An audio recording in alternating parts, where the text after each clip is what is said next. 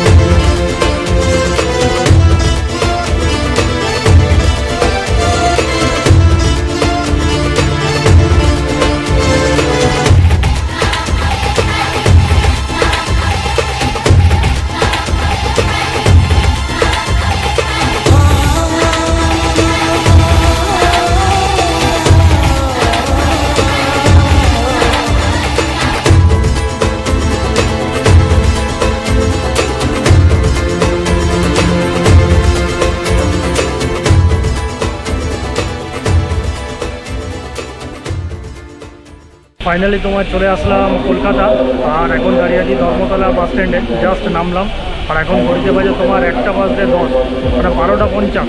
তো তখন তোমার 8:20 বাসটা ছেড়েছে। 8:20, 9:20, 10:20, 11:20, 12:20, মানে তোমার প্রায় 4.5 ঘন্টা লাগিয়ে দিয়েছি 170 কিলোমিটার আসতে। আর এখানে তো তোমরা জানো যে সমস্ত রুটের বাস পাওয়া যায়। তো আমার তো আজকের যেটা কাজ সেটা হচ্ছে এখান থেকে শহীদ মিনার যাওয়া। তো চলো এখান থেকে দেখি কোন পথে শহীদ মিনার যেতে পারি। ফাইনালি তোমার পৌঁছে গেলাম কলকাতার এক ঐতিহ্যবাহী স্মৃতিস্তম্ভ, যার নাম হচ্ছে শহীদ মিনার। এর পেছনে আমার দেখতে পাচ্ছ শহীদ মিনার। আর তোমাদেরকে একটা কথা বলি, এই যে রেলিং দেখতে পাচ্ছ, জাস্ট রেলিংয়ের ওই পারটাই হচ্ছে তোমার ধর্মতলার বাস স্ট্যান্ড। আর ওই সামনেটাই তোমার গেট আছে, ওই গেট দিয়ে আমি ঢুকে গেলাম। এই দিকটাই হচ্ছে তোমার ধর্মতলা বাস স্ট্যান্ড, তার পেছন দিকে চলে আসবে, পেছন দিকে তোমার গেট আছে, আর গেট দিয়ে ঢুকেই চলে আসবে এই শহীদ মিনারে।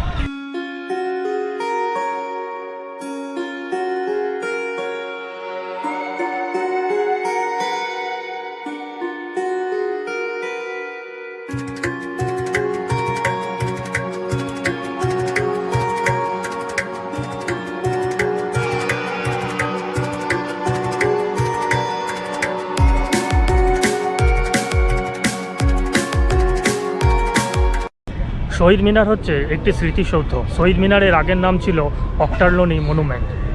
1828 খ্রিস্টাব্দে ব্রিটিশ ইস্ট ইন্ডিয়া কোম্পানির commander major general sir David অক্টারনোলির স্মৃতিতে এই স্মৃতিসৌধটি নির্মাণ করা হয়েছিল।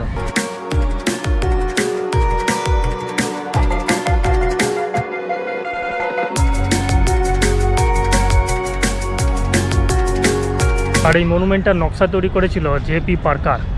আর মনুমেন্টটা তৈরি করতে খরচা হয়েছিল 35,000 টাকা, যা সরকারি কোষাগার থেকে দেওয়া হয়েছিল। মনুমেন্টটা তৈরির কাজ শুরু হয়েছিল 1825 সালে এবং শেষ হয়েছিল তোমার 1828 সালে। ওর 3 বছর লেগেছিল এই মনুমেন্টটা তৈরি করতে। আর এই মনুমেন্টটার উচ্চতা হচ্ছে 157 ফুট। বার্ন অ্যান্ড কোম্পানি এই মনুমেন্টটা তৈরি করেছিলেন।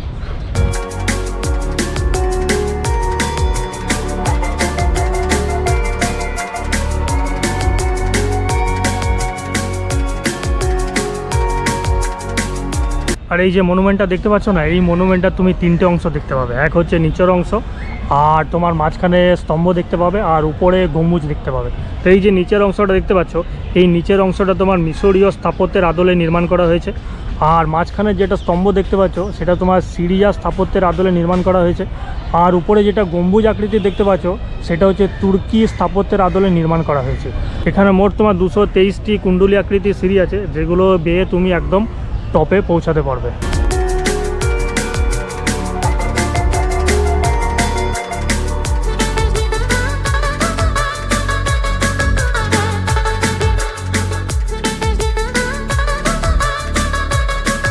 তুমি এখানে দেখতে পাবে নিচটাতে তোমার লেখা আছে শহীদ মিনার, 9 আগস্ট 1969।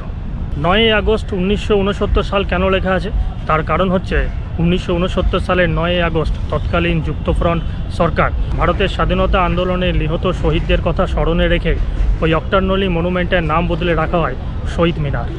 শহীদ মিনারের উপরে উঠতে গেলে তোমার নিচে একটা গেট আছে, তার ভেতরে তোমার সিঁড়ি আছে, তার ভেতরে তোমার 223খানা সিঁড়ি আছে। ওই 223টা সিঁড়ি বেয়ে বেয়ে তোমার একদম উপরে ওঠা যাবে, কিন্তু উপরে ওঠা এখন সম্পূর্ণ নিষিদ্ধ আছে। তার কারণ হচ্ছে 1997 সালে একজন পর্যটক উপর থেকে তোমার ঝাঁপ দিয়ে দিয়েছিল। তারপর থেকে এই তোমার শহীদ মিনারের উপরে ওঠা সম্পূর্ণ নিষিদ্ধ। যদি কোনো কারণে উপরে উঠতে হয়, যদি প্রয়োজন হয়, তাহলে কিন্তু তোমার লালবাজার পুলিশের স্পেশাল পারমিশন নিয়ে আসতে হবে। এই শহীদ মিনারের উপরে লাস্ট উঠেছিলেন আমাদের পশ্চিমবঙ্গের প্রাক্তন রাজ্যপাল গোপাল কৃষ্ণ গান্ধী।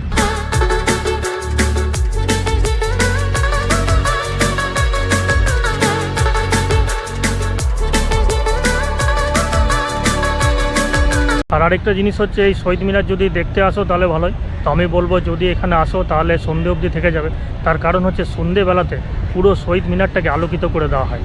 সামনে আমার শহীদ মিনার, আর তার এই দিকটা যে ময়দানটা দেখতে পাচ্ছ, এই ময়দানটাকে বলা হয় শহীদ মিনার ময়দান। এই ময়দানে তোমার অনেক রাজনৈতিক সমাবেশ হয়। 1931 সালে প্রথম এখানে রাজনৈতিক সমাবেশ হয়েছিল। আর হিজলি জেলের নাম শুনেছো? হিজলি একটা জেল আছে যেটা তোমার খড়গপুরে আছে। ওই হিজলি জেলে অনেক স্বাধীনতা সংগ্রামী তরুণ বন্দী ছিল, আর তখন ব্রিটিশ সরকার তাদেরকে হত্যা করেছিল। সেই হত্যার প্রতিবাদে এই শহীদ মিনার ময়দানে একটা সমাবেশের আয়োজন করা হয়েছিল, যেই সমাবেশের পৌরোহিত্য করেছিলেন কবিগুরু রবীন্দ্রনাথ ঠাকুর। তো আমরা সকলেই জানি কলকাতাতে শহীদ মিনার আছে, আর দিন রাত আমরা খবরে শহীদ মিনার শুনেই থাকি।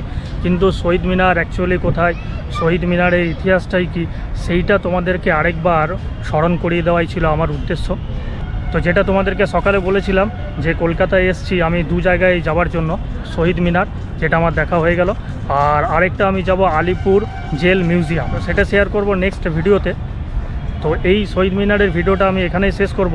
যদি ভিডিওটা ভালো লেগে থাকে তাহলে একটা লাইক অবশ্যই দেবে, চ্যানেলটা আমার সাবস্ক্রাইব করবে। তো ফিরছি আবার নেক্সট ভিডিও নিয়ে, সেটা হচ্ছে Alipore jail museum. Till then stay tuned.